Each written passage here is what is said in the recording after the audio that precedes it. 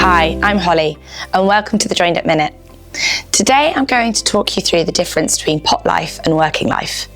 Although they can both refer to the period of time after mixing during which an adhesive or other material remains suitable for use, there is in fact a distinction between the two terms. Pot life refers to the time after mixing, during which the adhesive remains usable. It's typically measured in the lab by how long it takes for the viscosity of the mixed product to double. Factors like the amount mixed and ambient temperature can influence this duration, especially for those which use an exothermic reaction to cure. Working life, on the other hand, is the period during which the adhesive maintains a low enough viscosity for effective application. This time frame can vary based on factors such as bond line size, geometry, orientation, and dispensing method.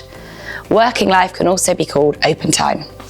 Pot life can act as a guide in figuring out your working life, but some practical experimentation will be useful. There are risks in using a material beyond its stated pot life, even if it's still thin enough to apply, because if the cross-linking has gone too far before application, then adhesion and other physical characteristics may be compromised.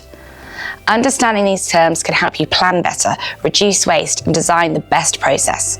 Let's start by talking about your application.